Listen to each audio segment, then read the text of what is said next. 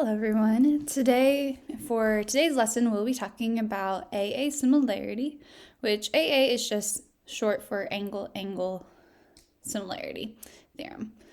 Last time we talked about similar polygons and we learned how we can show that two triangles are similar if first the corresponding angles are congruent, and then secondly, if the corresponding sides are proportional.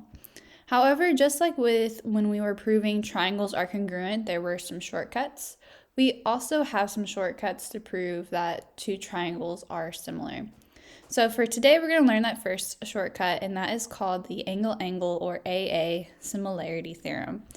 And what this theorem tells us is that if two angles of one triangle are congruent to two angles of another triangle, then the two triangles are similar. So we can see an example of that over here. I see that triangle ABC is similar to triangle DEF. And the reason why I know this is that I see that angle A is congruent to angle D.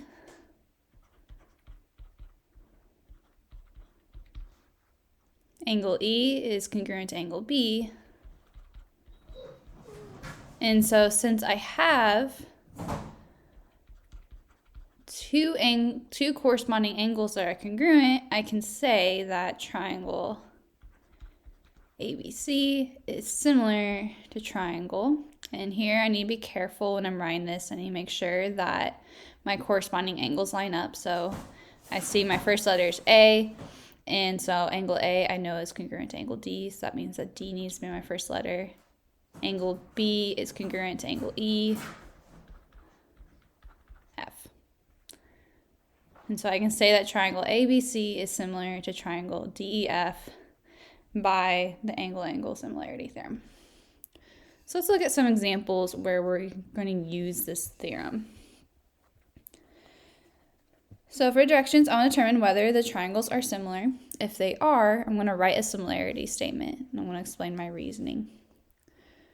So looking at number 1, I see that I have two right triangles. I know by my angle-angle similarity theorem that I need two corresponding angles to be congruent. Well, right off, I already know that I have two angles that are congruent, and that is angle D and angle G. So I can say angle D, I see that angle D is congruent to angle G, and that is by the right angle congruence theorem.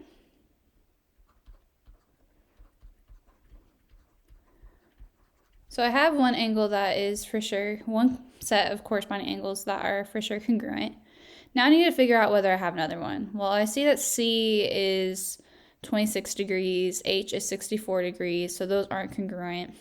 However, I am missing an angle measure in both triangles. So I'm going to work with triangle CDE and figure out what angle E is equal to. Well, we know by the triangle sum theorem that all angles of a triangle add up to 180. So I'm going to take measure of angle E plus measure of angle C, which is 26, plus measure of angle D, which is 90, and set that equal to 180.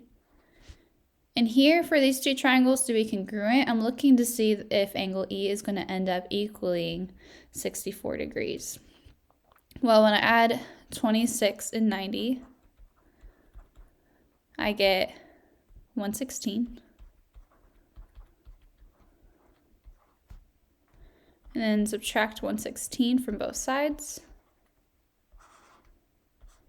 And I get that the measure of angle E is equal to 64 degrees. So therefore, angle E is congruent to angle H, which is exactly what we were looking for because they're both 64 degrees. And so therefore, I can say that triangle CDE is similar to triangle. And here again, I need to make sure I'm matching up my angles. So C is my 26 degrees, so that's going to be matching with K. D is my right angle, so that matches up with G. H. So I can say, yes, triangle CDE is similar to triangle KGH by angle-angle similarity theorem. Okay, let's try another one. So here I have two triangles, but I see that they're really just overlaid on top of each other. So if it helps, you can go ahead and redraw these as two different triangles. So I can take the smaller one, ABE. And let's draw this a little bit bigger.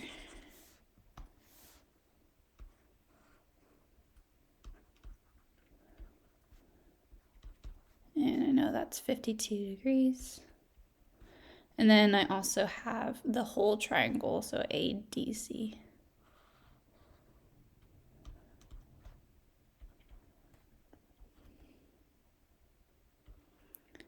And I want to determine whether these two triangles are congruent.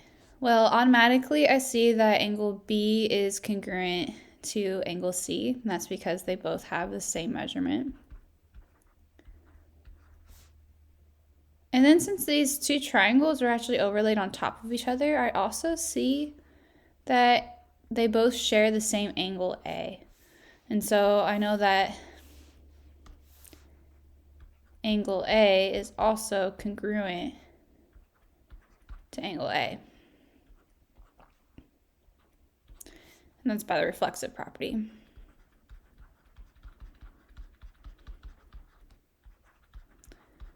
And so, since I have two triangles that have two corresponding angles that are congruent, I can therefore say that these two triangles are similar by the angle-angle similarity theorem. And so I have that triangle ABE similar to triangle. And here again, I need to make sure I do my letters in the correct order. And so I know that angle A is congruent to angle A. Angle B, we already know, is congruent to angle C, and then that leaves D.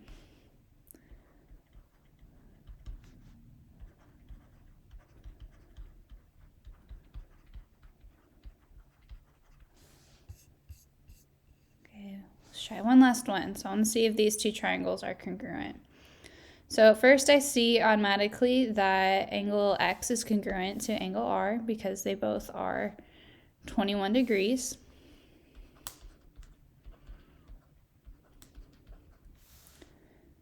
But now I need to see whether this angle Y is going to end up equaling this 61, because I know 99 and 61 aren't the same. And so I'm going to use my triangle sum theorem again. So I have the measure of angle Y plus 21 plus 99 is equal to 180. And now I'm going to go ahead and solve this. So 21 plus 99, I get 120.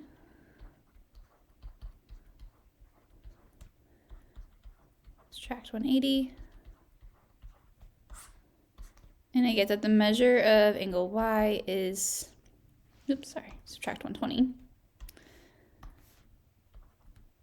And then I get the measure of angle Y is equal to 60 degrees. And so I see that angle Y is not congruent. It's not congruent to angle T. They're 1 degree off, so that means that these are not similar. I only have one pair of congruent angles, and I need two in order for these to be similar.